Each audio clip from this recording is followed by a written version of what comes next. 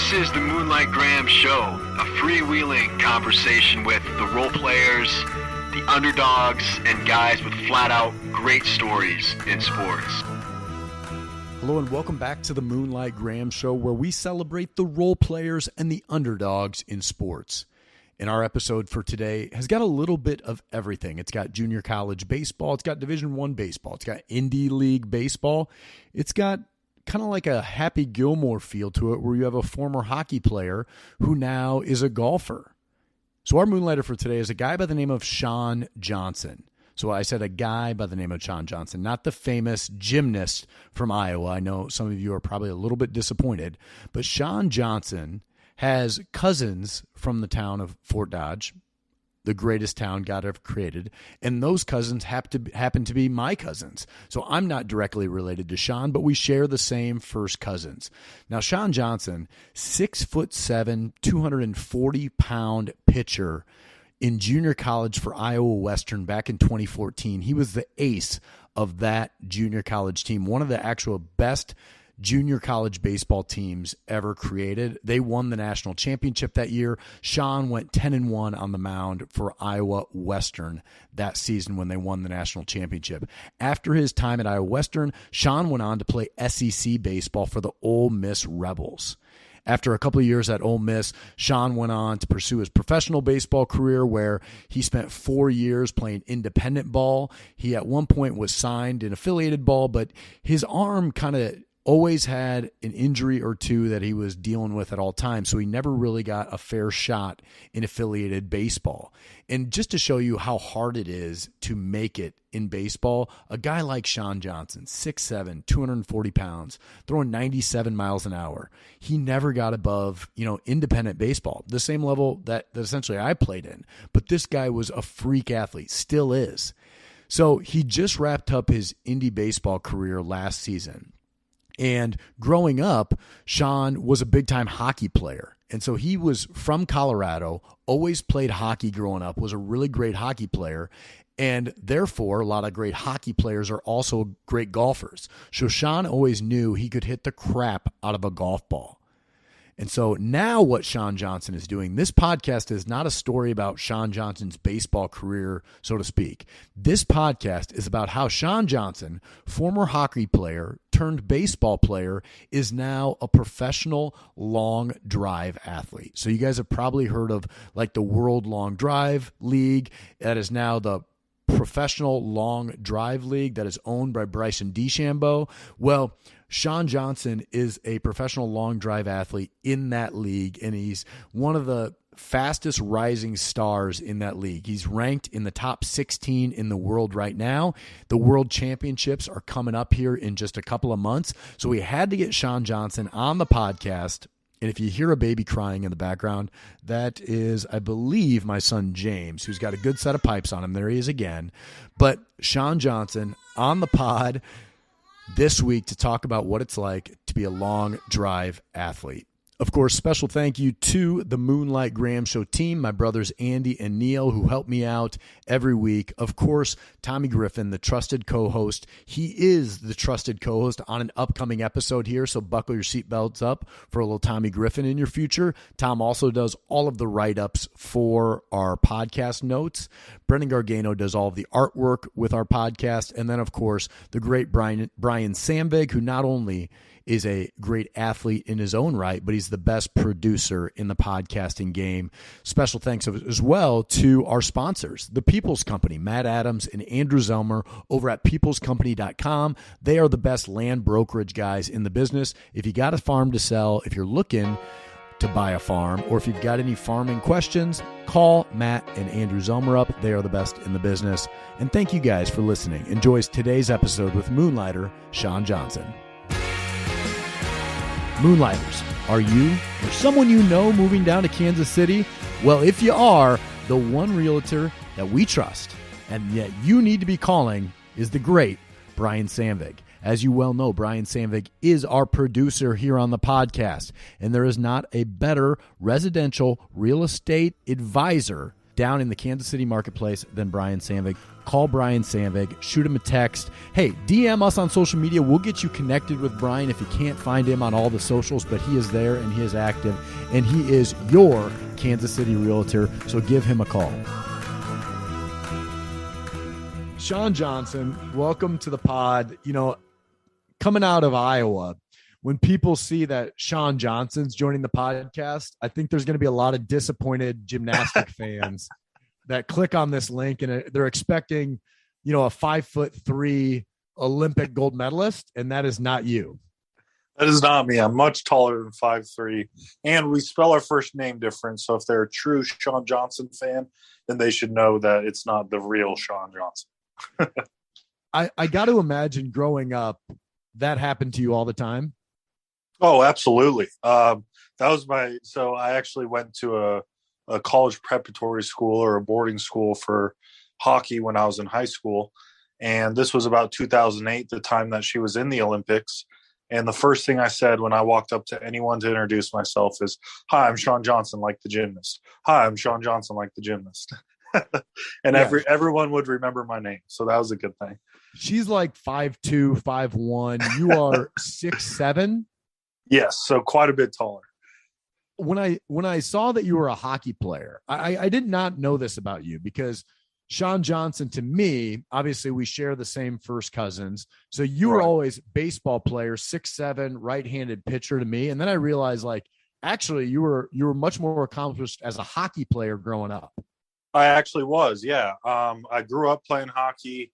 When we moved to Durango, Colorado from Oklahoma City, they were building an ice rink in our hometown. And my dad, the first thing he did was put us on the ice.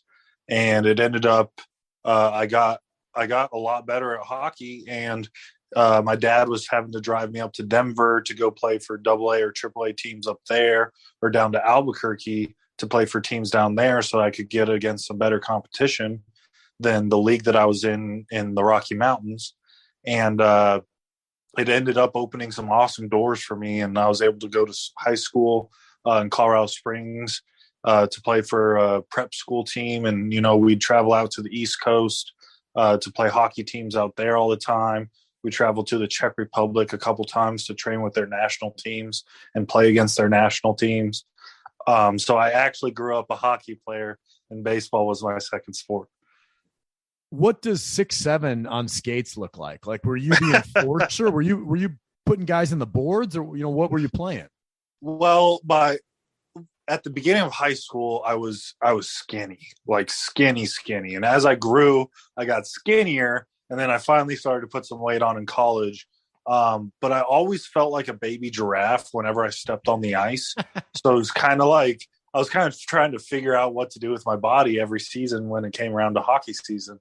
And, but I was more of an offensive defenseman. So I like to get up in the rush and score some goals and try and make things happen on offense, which did get me in trouble sometimes because I wasn't back on defense.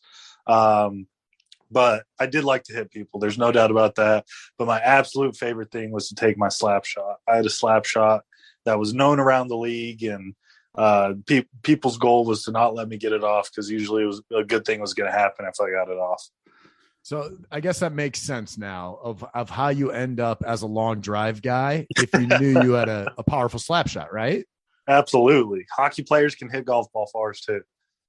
Yeah, I always hear that, like, hockey players and baseball pitchers are always good golfers, and you're both. Yeah, I got with a hitting coach once I started doing this long drive stuff. His name's Bobby Peterson. He's a chicken farmer out in North Carolina. He has 165 acres with a bunch of chicken farm, and he built his own 500-yard driving range on his chicken farm. So what a life! I got with him, and it's a great life out there. It's nothing to do but hit golf balls. So I got with him, and the first thing he told me was, "Hey, you got any hockey players or baseball players?" That's all he wanted. He wanted hockey players and baseball players to come do long drive. So I was like, well, you got the perfect mix right here in front of you. I love that. And I want to dive into your long drive stuff here in a little bit. But before we get there, we're both former JUCO baseball guys. So I'd be remiss if I didn't bring up, the JUCO days. Obviously, I'm an Iowa Central guy. You were an Iowa Western guy. You won the national title at Iowa Western in 2014.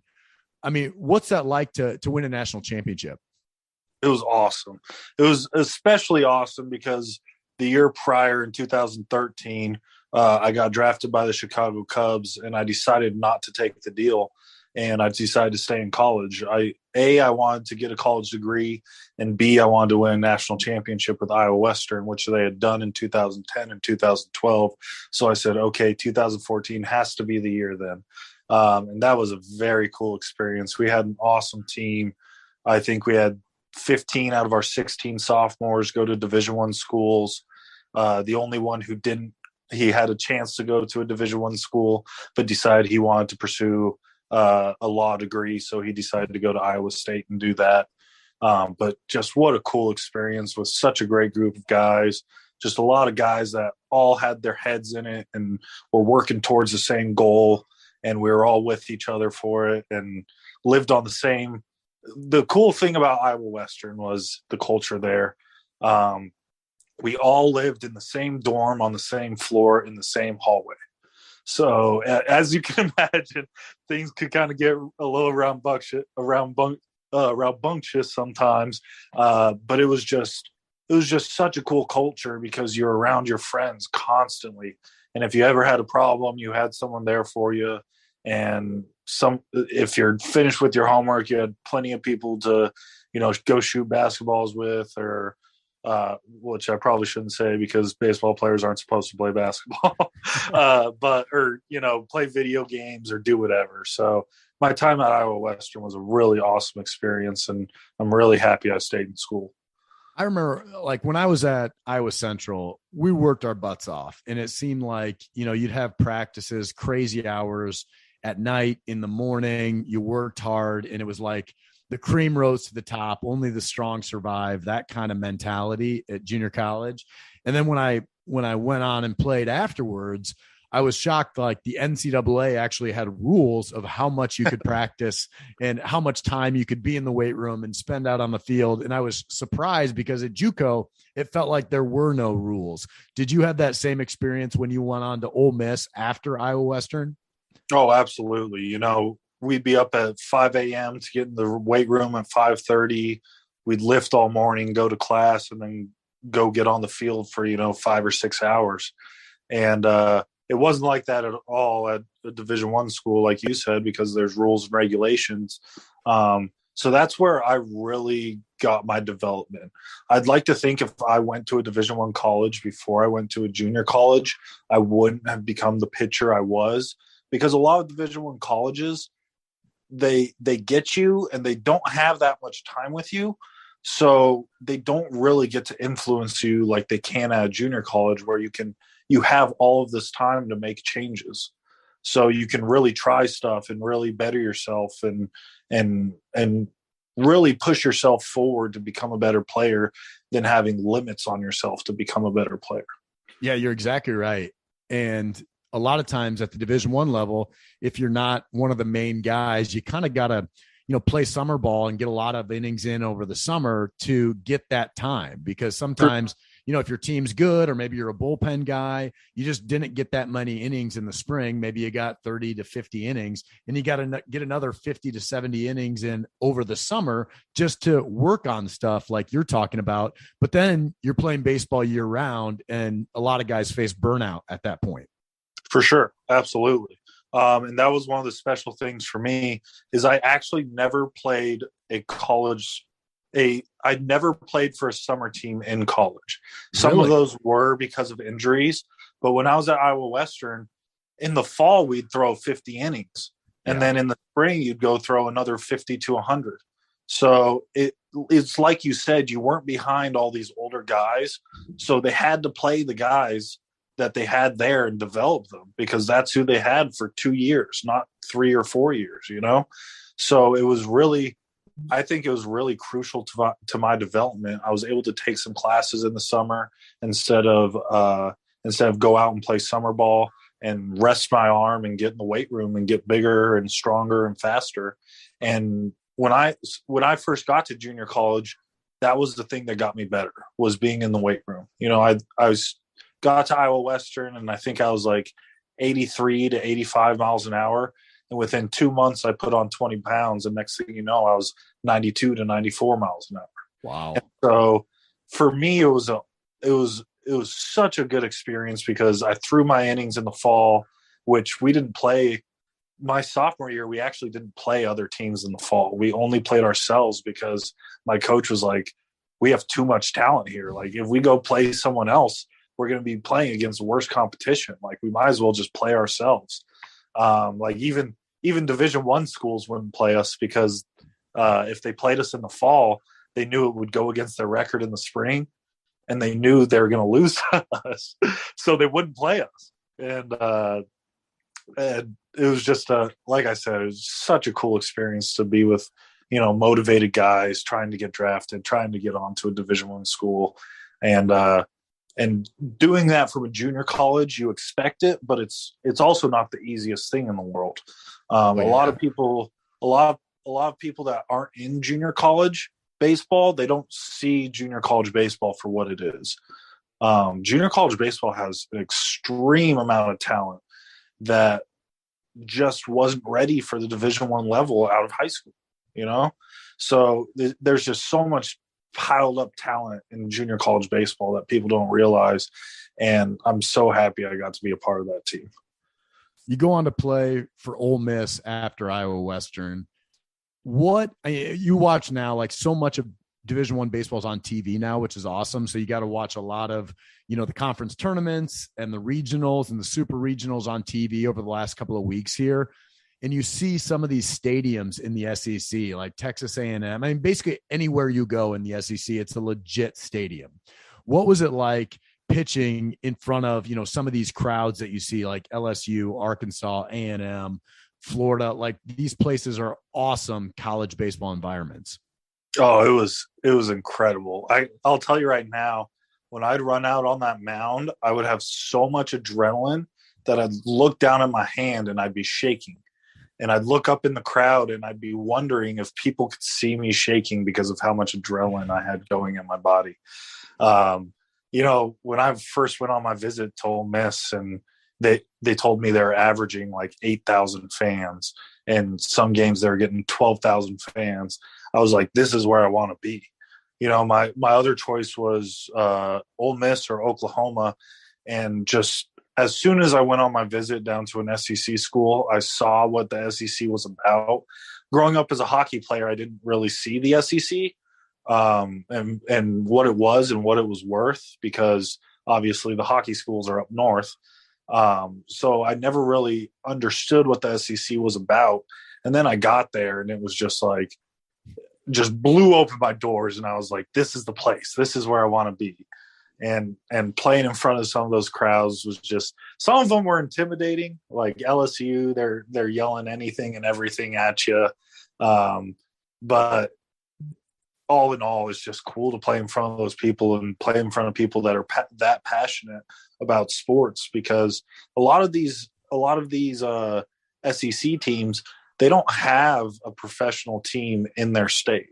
Like Ole Miss, we didn't have a professional baseball team. We didn't have a professional football team.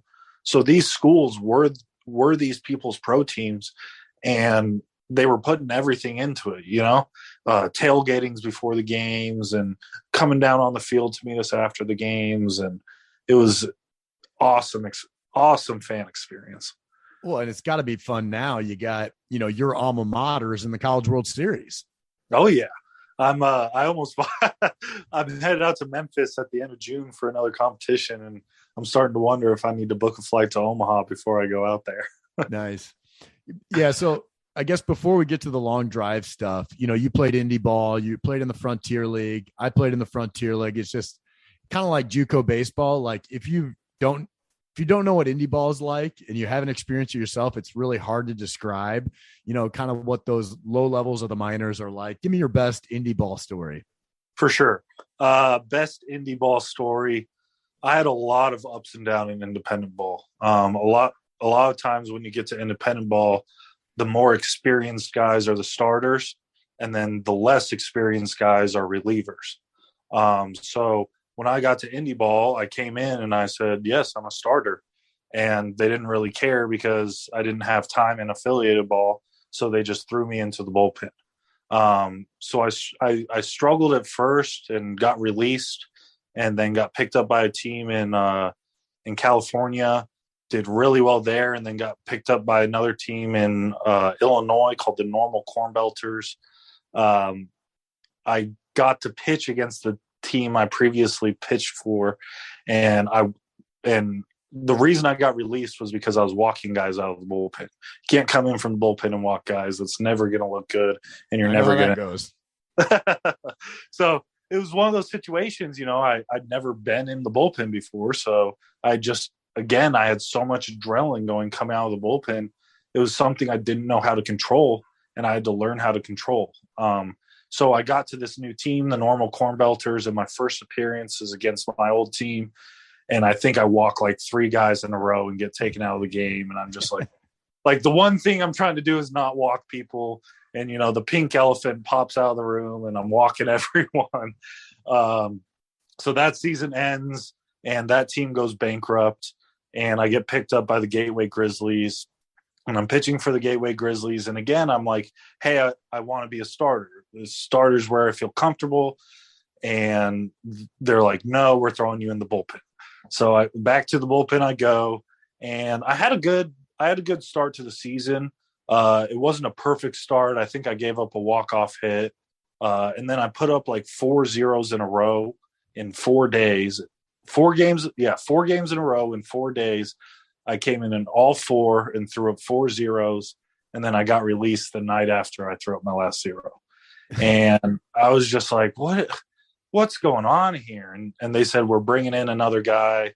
No offense, he's better than you. And I said, okay, if he's better than me. But the kid had just gotten released from the Texas Rangers.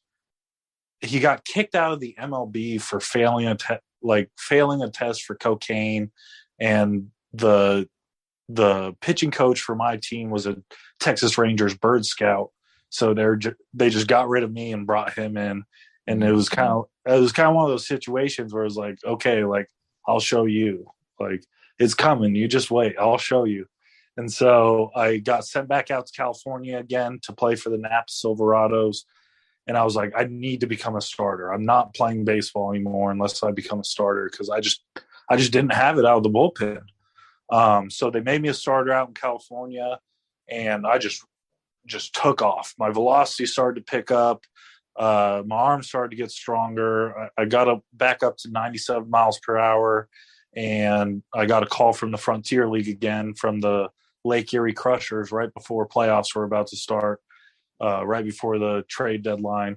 And they brought me in to be a starter for them into playoffs. And my first game was against the Gateway Grizzlies, the team I had just been released by earlier that season. And I think I went like 6 innings, 8 strikeouts, a walk and a run, and Nice. just really gave it back to them. And I was like, yes, like, I didn't walk everyone. I finally got back at a team that released me and proved to them I was a pitcher that they didn't think I was. And that was absolutely my favorite indie ball story, just because I climbed a mountain. It wasn't exactly straight up the mountain. It was the most jagged mountain I could have ever imagined. But I got to the top, and it felt really good. No, that's great. I don't think a lot of people will totally understand that, like, whether it's college or indie ball or even the, affiliated minor leagues, like, you got to be looking out for your career. Like, nobody else really cares about your career as much as you do. And a lot of times, what's best for you. And obviously people are like, well, you should listen to your coach. You should listen to this guy. You should listen to that guy. If a coach only has seen you for a week and they aren't really investing in you, they really don't know what you're capable of. So I love that story, because it was, you knew what you were best at and you stuck to your guns, and you just were like, no, this is what is best for me. And you kept pushing that until it happened. I love that. For sure. Yeah. No one ever knows yourself better than you. So whatever you think you're capable of, you got to go out there and make sure that you can make it happen for yourself. So you were just talking about the chicken farmer out in North Carolina who built a 500-yard driving range. How in the hell did you get connected with this guy? Is this the way that you got into the long drive scene? Was you run into this chicken farmer, or like what was it that got you into long driving? For sure. So it all started in 2017. I had just gotten released by the Houston Astros. They signed me to a free agency, flew me out to Florida, took a look at my elbow, said, okay, we don't want you. I developed a calcification in my elbow after Tommy John surgery in 2015. Basically, what Dr. Andrews, my doctor who did my surgery, what he told me was I came back from Tommy John pretty early, and my arms was trying to figure out a way to make it stronger so it could hold up.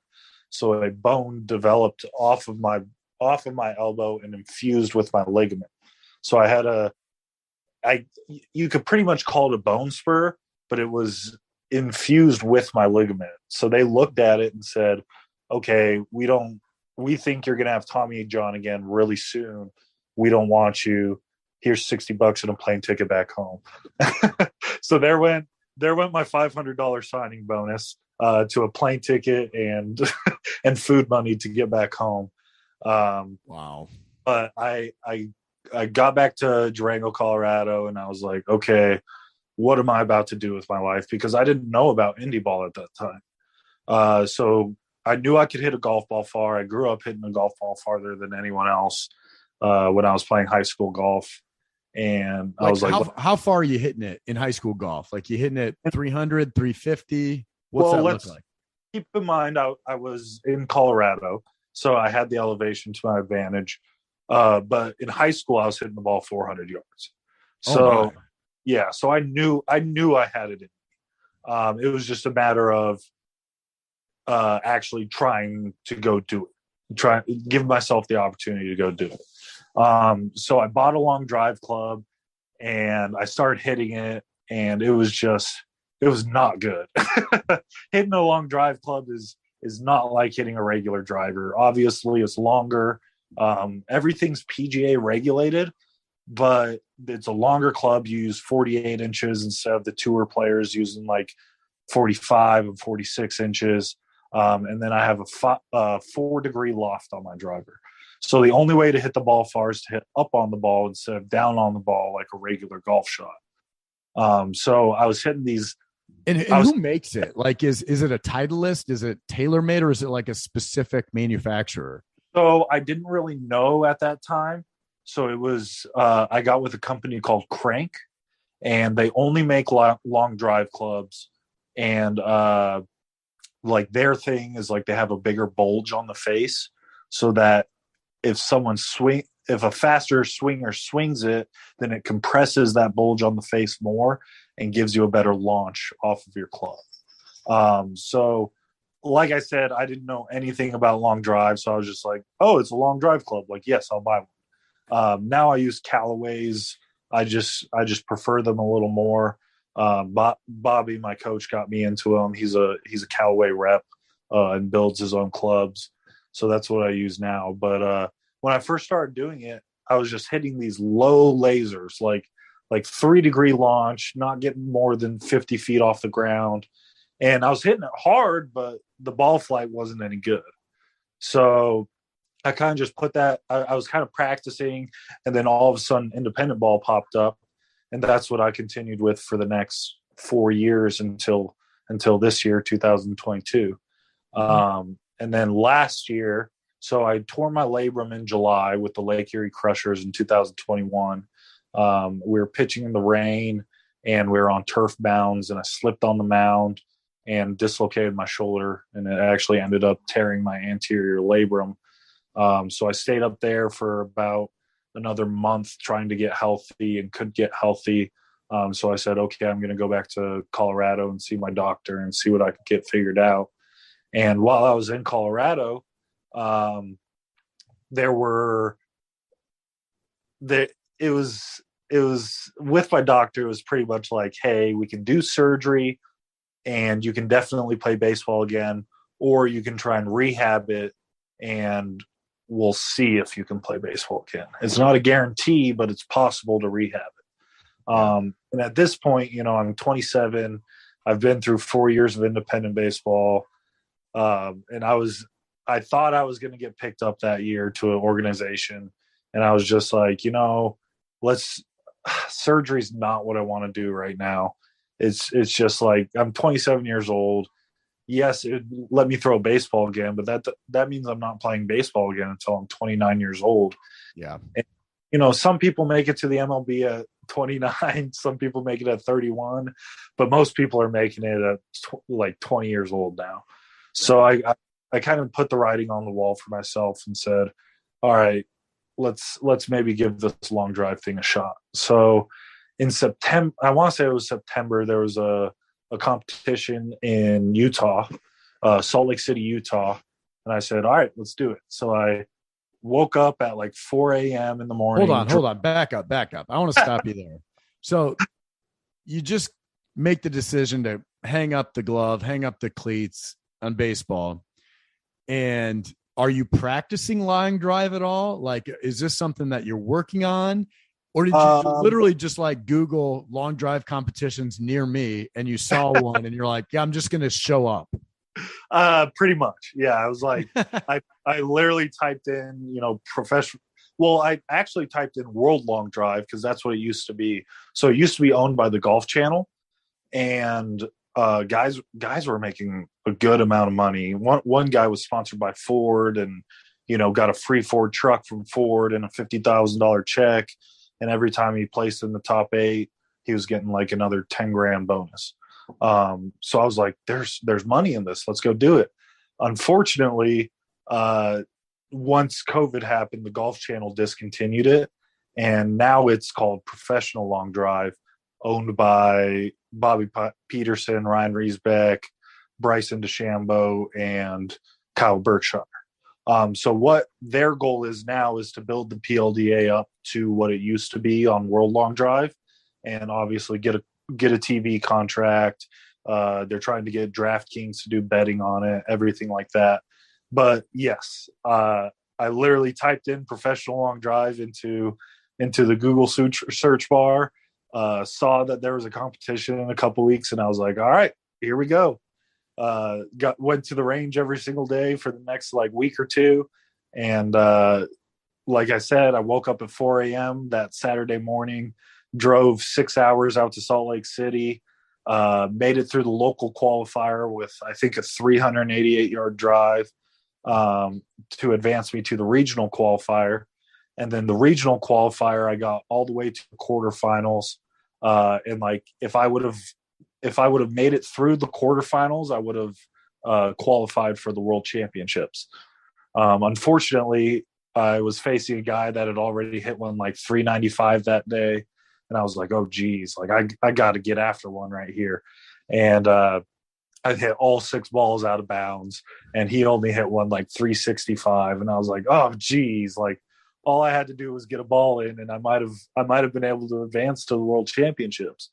But that's when I met Bobby Peterson. He came up to me after that and just kind of told me who he was, what he was doing, what they were trying to do with PLDA, and basically was like, hey, if you ever want to, you should come out to North Carolina and I'll teach you. He's got his system. It's called EMP6. I can't remember what that stands for, which that's gonna piss him off that I don't know what that stands for. But I get done talking with him, and I start talking to this other guy I was with all week, or not all week, all Saturday. Just one of the guys out there. His name was Ryan Gearhart and had done it for like 22 years. And I was like, okay, let's just go back to the drawing board. Let's go back home and let's practice this and get ready for the 2022 season. And then, so I've been living out in Sacramento for the past few years, training for baseball out here and substitute teaching. And I I had gotten a job selling solar. So I head back out to Sacramento, and I'm going to the driving range all the time. And next thing you know, there's some guys there that have some long drive clubs. So I go introduce myself and start making some long drive buddies. And then Bobby's name just keeps coming up and keeps coming up and keeps coming up through people I'm meeting. And I'm like, geez, like maybe I do need to go see Bobby. So it comes down to about a month before our first event in 2022. I believe it was the Diamond in the Desert in Mesquite, Nevada. And I'm like, okay, I got to do this. Like, I can't hit the ball high. All these guys are hitting the ball high. If I want to compete with these guys, I need to go learn how to hit the ball higher. So I book a trip out to North Carolina, out to the chicken farm, and I spend like 3 days out there, get a new PR on ball speed. I think I hit like 218 miles per hour and start launching the ball a little bit better and actually learn how to swing a golf club. It was very much of a baseball swing before I started working with Bobby. And then I went out and my first competition, I placed, I think in the top 5, I think I got the top 8. And I think I got like 5th place or something like that. And that's when I was like, okay, I can absolutely do this. And so I kind of put all the marbles into one sack and said, all right, I'm a long driver now. I'll rehab my shoulder, but I don't know about baseball. Maybe in the future if I really get the itch to go play again. But I decided I was a long driver from then on. When you get 5th place at that competition, does that, like, do you get money for that? Do you get $500? Like, what's that look like? Yeah. So everyone who joins the competition, you've got to buy in. So it's $600. And then that whole buy-in, 100% goes back to the field. Okay. So I believe the top 12 get paid. And then obviously first gets the most, second and third get the next, 4th, 5th, and 6th get the next, 7th, 8th, and 9th, kind of like that. I like that. I like that you know exactly what's in the pool there. And it's super competitive then, right? Oh, for sure. And like I said, they're trying to make the sport bigger. They're actually about to change the sport a little bit. What they're thinking of doing is, instead of seniors, open, amateurs, and ladies, what they're about to start doing is to expand the sport and get more people to come compete. They're about to start doing it based off of club speed. So now they're going to have like 140 miles per hour and over is one bracket. 120 to 140 is the next bracket. 100 to 120 is the next bracket. So now you're competing against people of the same swing speed ability, but then it becomes down to who has the better ball flight, who can hit the ball better, who's the actual golfer here. So I've watched a couple of these on like Fox Sports, and I like during the pandemic, late night, I started watching some of these, right? And it's super entertaining. I love what they do, and I could watch it all day. And when I was watching, I was like, man, baseball needs to do this just for like home run derbies or whatever. Because it's just like the way these guys come out of the tunnels and they hype the crowd up. And I just like, you could have a pitching machine out there throwing 95 miles an hour, and the same concept exists with baseball. But anyway, back to the golf part of it. What I found was, you were saying this a little bit earlier, it's most of the time it's whoever gets a ball in play is winning, right? You're swinging so hard and the balls are kind of going everywhere.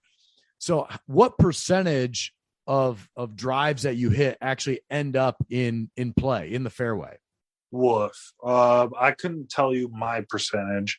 I know Kyle Berkshire just had a little spiel where he said he tries to get 40 to 50% of his balls in play. So that right there is, I would think, would be a pretty impressive number to get 40 to 50% of your balls in play. Me, I'm probably at more like 20 to 30% right now. Obviously I want to start learning how to get more balls in play. I'm learning how to hit the ball straighter with less draw or less fade. But I'm on the lower end compared to Kyle right now. So I was just looking up as we booked this. I think like the day I asked you to come on the pod, our cousin David reached out. I was like, hey, Sean's doing this long drive thing. You should get him on the pod. And I was like, yeah, I absolutely need to get him on. And then I look, And did you qualify for the World Championships like last Saturday? I did. Yeah, we had what was it called? The Mile High Shootout in Denver last weekend. It was in LaSalle. This guy has a big turf farm out in the middle of nowhere, and they set up a grid and set up a driving range for us. And on Saturday was the regional qualifier, and yes, I qualified for Worlds. And then Sunday was the tour event, and I took 9th place in the tour event. So, okay, what's it take to qualify for Worlds? Let's start there. For sure. So you have to advance through a local qualifier. So that's the very first step. So there's local qualifiers going on all over the country at all times during the season. You just got to look them up and find them. And there's always a local qualifier at every event. So the first thing is you got to get through a local qualifier. The way you do that is for every 10 people to sign up, the longest drive out of those 10 people, that person advances to the regional. So if there's 20 people signed up, 2 people go. If there's 30 people signed up, the top 3 people go. So did you have to do that, the local, because you're a professional, or did you get to skip that step? Because I know in regular golf for the US Open, the pros don't have to do the local. They skip right to the regional. Right. So it used to be that there was a buy-in to Worlds. So you could literally just not even do those and buy your way into the World Championships. But now there's no buy-in to the World Championships. So the only way to get to the World Championships is make it through a local, then you make it through a regional, and then you're qualified for Worlds. Okay. So you obviously made it through the local. You go to the regional, which is just, what was it, the last weekend? And what's the qualification standards coming out of the regional? Do you got to win it, or do you have to be like top 5? What's that look like? So that again is 1 out of every 10. Okay. So we have 38 people signed up for that regional. So they split us into groups of 4. The 2 people with the longest drive move on to stay in the winners bracket, and the 2 people with the lower drives move down to the losers bracket. It's a double elimination format, and 1 out of every 10 move on. So there's 38 people signed up, so 4 people moved on. I advanced through the winners bracket the whole time. So me and another guy, once we got to a certain point in the winners bracket, we were done because everyone else, right. Oh, it's so hard to explain. You get what I'm saying. Yeah. Everybody else had a loss, so they were battling it out in the consolation or the loser side of it. Yeah. Exactly. Yeah. So what was the longest drive you had that day? Longest drive I had that day was 415 yards. And I believe it was the longest until someone from the losers bracket who advanced. I think he hit one like 420 something. Wow. And so then the next day you said that the tour, or what was it? The tour event was the following day after that. Yes, correct. So locals are always on Friday. Regionals, seniors, amateurs, and women's are always on Saturday. And then the professional open tour event is on Sundays. So that's all the big top hitters like Kyle Berkshire, Martin Borgmeyer, Ryan Gregnall, Justin James, guys like that. And you got 9th in that. Is that, like, for you being a top 10 guy, being so new to that, is a 9th place finish like huge for you? At first it was. When I got my first top 8 finish, I was like, first I got to the top 16 and I was plenty happy with myself. I was like, all right, top 16. And then I got to the top 8 and I was like, oh my gosh, like I'm actually doing this. And then my next tournament, my second tournament, I got top 8 again.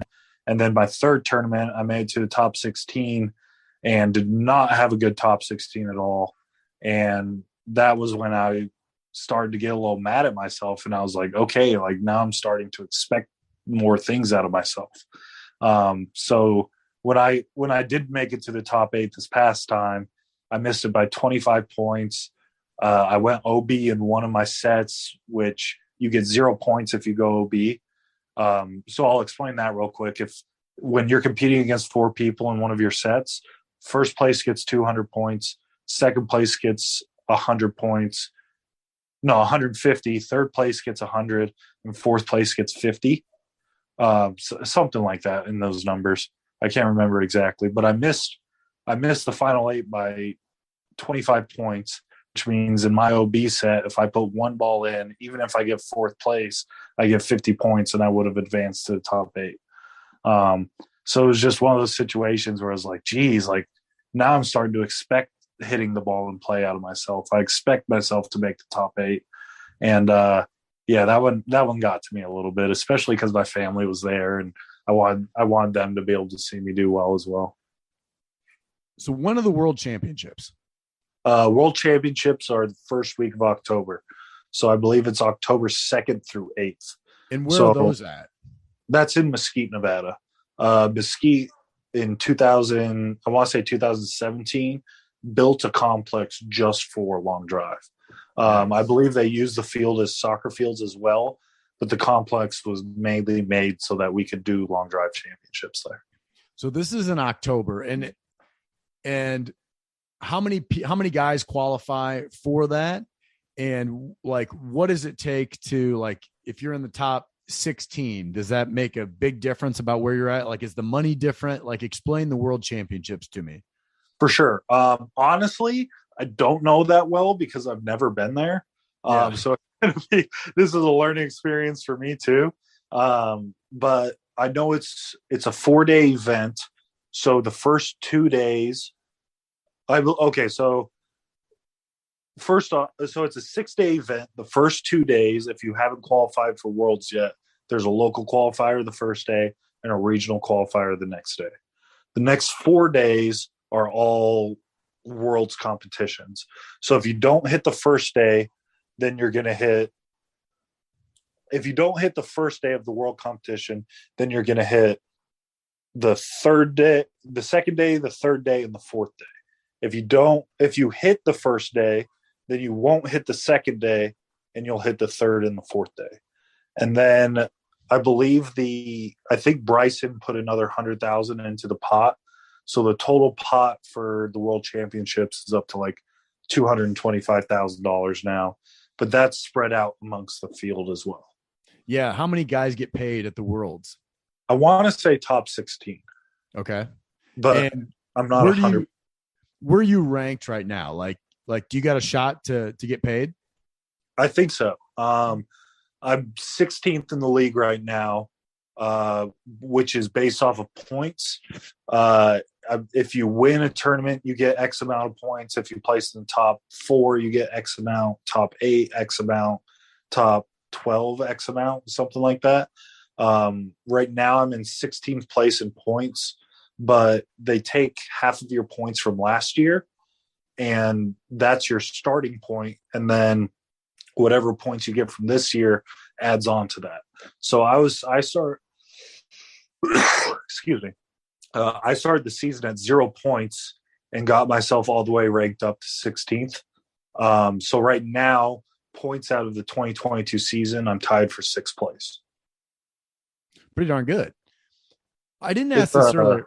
We were asking about the club, and like, are you sponsored, number one? And number two, what about the balls? Like, are you using Top Flights? Are you using Titleist? Sure.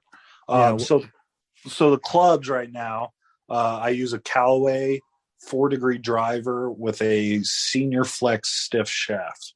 So it's as whippy as can be and a really low loft. So I got to hit up on the ball. Did you have another question about the clubs? I feel like you asked me something. Well, do they give them to you? No, I wish. Unfortunately, building a golf club is very, very expensive. And Callaway actually doesn't make left-handed long drive drivers anymore, because there's not that big of a market for left-handers in general. And B, there's an even smaller market for left-handed long drivers. But you're right. You swing right-handed, don't you? I do swing right-handed. Yeah. But the point I'm trying to get there is that a lot of these companies actually lose money off of making long drive clubs. Yeah. Just right. It's just more of like, if you see this top hitter in the world hitting a Callaway driver and he hits it farther than everyone else, well, someone's probably going to go buy a Callaway, you know? Mm-hmm. So that it's extremely hard to get sponsored for clubs because it's such a small sport, and obviously they're trying to grow it. But pretty much I was told if you can win a tournament, whatever tournament it is, you should be able to get a sponsorship. Okay. What about the balls? And then as far as balls go, in World Long Drive, they used to use Volvics, but right now we use Top Flight bombs. The reason we use Top Flight bombs is because the league obviously isn't sponsored, so they have to pay money for the balls. So I think they're working on a sponsorship with Bridgestone right now. So we might move to Bridgestone balls this year. I don't know if it's going to be this year or next year, but they are trying to improve the game. And one of the things with these balls is, all balls have compressions. So apparently, I haven't experienced this myself, but some of the places that they've gone to, it's gotten so hot and people are swinging it so hard that it almost isn't smart to swing your hardest because these balls are compressing so much that the ball won't go as far as it can if you hit it at 230 miles an hour compared to 250 miles per hour. Because you're compressing it so much that it just changes everything.